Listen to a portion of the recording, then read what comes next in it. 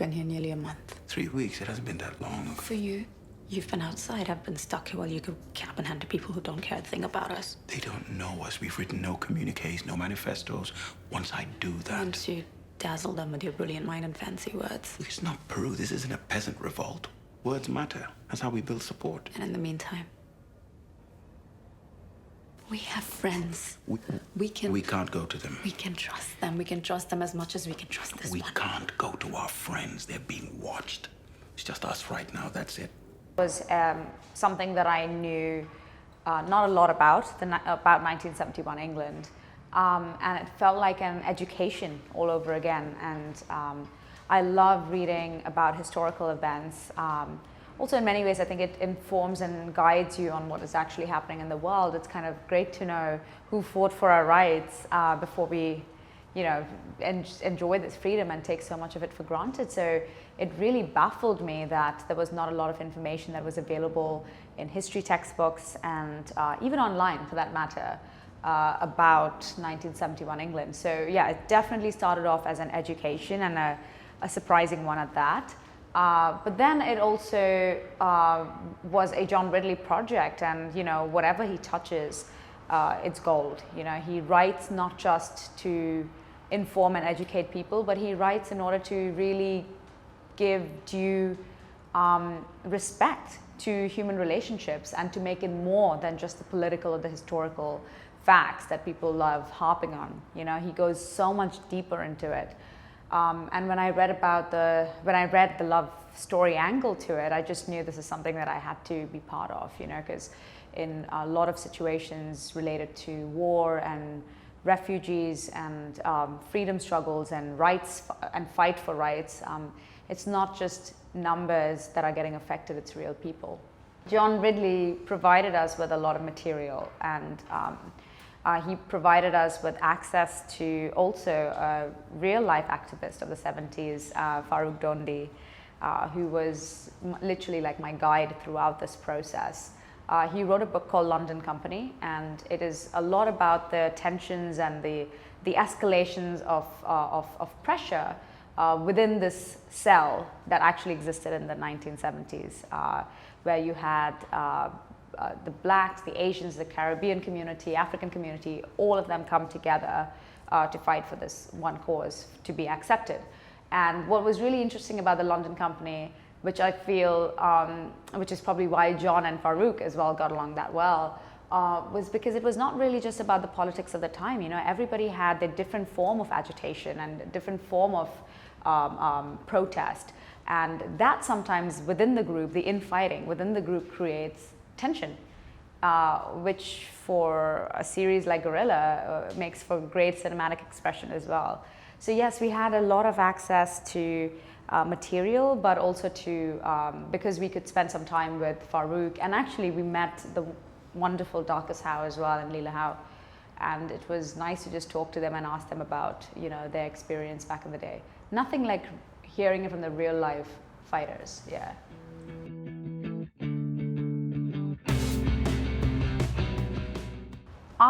Without sounding too negative, I think any time would be the right time to tell the story.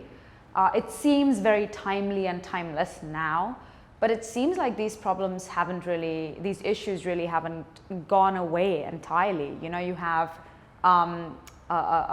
years and months and probably a decade where people really fight, and this was like all of the 70s. The 60s were very liberal, and the 70s became really vocal, and in some parts of the world very radicalized as well. And you would think that in 2017 we would have learned something from it, but it seems like it's very cyclical. It almost feels like this is the way human nature intends to go over and over again. So I feel there's a certain timelessness to it, and maybe there will come a day when these stories will not be relevant anymore, and that would be the most wonderful, most beautiful day where we'll just be happy for the people who fought for us, and we don't have to go through the same over and over again. The fucking Brotherhood of Eternal Love got Timothy Leary out. What the hell is that? They're militants. And this is war. That's what Dahari said. That's not who we are, Jazz. Then who are we? What are we about, Marcus? We're drifting. What?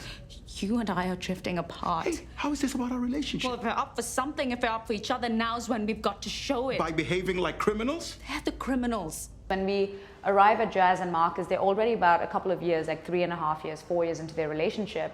And as we all know, in every relationship, you do kind of hit a wall at some point, and then you do have to reignite that passion for each other, both physically, both emotionally, both, well, if you differ on values, then on value-based passion as well has to be reignited. Yeah, but with Babu, I think by the time I keep calling him Babs, but I know that's just his nickname. It's not very different from what human relationships in everyday life is like. You know, you think about a couple who've just decided to, let's say, get married, or have arrived at a part in their marriage where they say it's time for a divorce, or they decide to have a child. These are major decisions that people take, you know, that two people come together or a group of people come together and they take. And those decisions have consequences. And really, it's the consequences that they have to really live out and live through and live up to as well. There's so many expectations. And so really for Jazz and Marcus, it's just that, you know, they're two individuals, a normal couple. They have their own sets of beliefs, their own sets of values, and they're all about to get tested because of a certain action that they take. And the rest of the series is all about the consequences of those actions that they've taken in order to assert themselves and make known that they are to be valued as well, not just by each other, but in society in general. With Babu, I truly call him my partner in crime, and I don't mean it lightly. You know, the two of us committed to this project and committed to understanding the nuances of this project and empathetically going much deeper than just what we would read in research material, you know. By the time we arrived at the extreme intense stuff where their relationship is on the verge of a crackdown, we found ourselves like screaming and yelling at each other as our characters, but as soon as it was cut, we just knew that the only two people who were there for each other in this moment were the two of us. So we would just like drop it down, smile at each other or laugh, or just give each other a big hug and just go, well, you know, so glad we just get to do this, wake up in the morning and get to do this.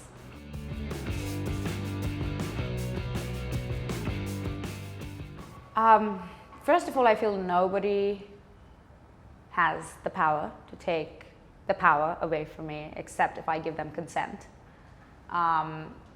And so I think the number one thing for me to constantly remember is that I don't give consent, and I will not give consent. And so if I've ever come to a place where I feel powerless, I know that it's just all there within me. This is just a moment. I've got to sit with it. I've got to let it pass. But I am very much aware that that power can be generated only from within me and from nowhere else. So really I feel the moments of feeling a little, not disempowered, because again, that's slightly different from feeling powerless, you know. Being disempowered for me is if someone else does it to me, someone takes it away from me. And like I said, I do not give that consent to anybody. But if I do feel low, I just feel that the best thing for me to do at that point in time is to not engage, first of all, with anybody, but to just sit with that feeling of being low, because through vulnerability comes great strength. And once you let yourself feel vulnerable, you can reignite your strength.